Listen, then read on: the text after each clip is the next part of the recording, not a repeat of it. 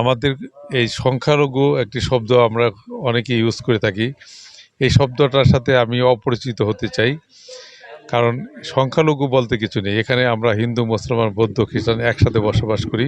আমাদের দলের চেয়ারপারসন জনাব তারেক রহমানের উপর কৃতজ্ঞতা প্রকাশ করছি।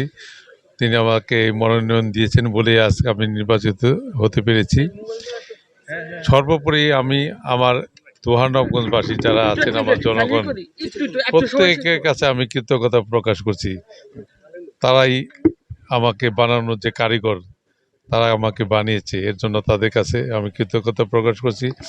এবং এদের সকলকে নিয়েই আমি একসাথে কাজ করব দেশের কল্যাণে, মানুষের কল্যাণে, দেশের উন্নয়নে, এবং সমাজ থেকে চিরতরে সন্ত্রাস, চাঁদাবাজি এবং মাদক নির্মূল করব সে প্রত্যয় ব্যক্ত করছি।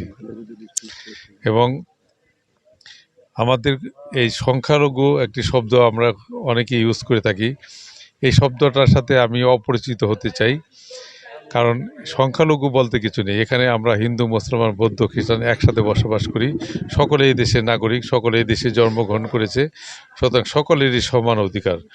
সকলকে নিয়েই আমরা এই দেশটাকে এগিয়ে নিয়ে যাব।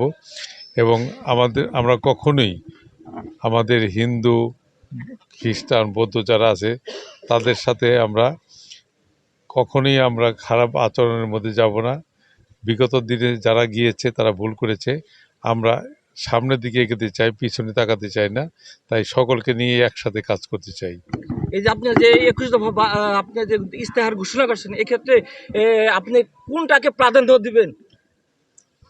প্রথমতই বলেছি আমার গ্যাস, দোহানগঞ্জে গ্যাস আনতে হবে, নদী খনন করে পদ্মার সাথে সংযোগ করতে হবে, এই রাস্তাটাকে 4 লেন করতে হবে, আধুনিক হাসপাতাল তৈরি করতে হবে, আধুনিক শিক্ষা প্রতিষ্ঠান সহ বিশ্ববিদ্যালয় তৈরি করতে হবে, এবং এই দেশ আমাদের জনগণকে জলাশয় মুক্ত করতে হবে, এবং মাদক, সন্ত্রাস, চাঁদাবাজি তো প্রথমে নির্মূল করতে হবে।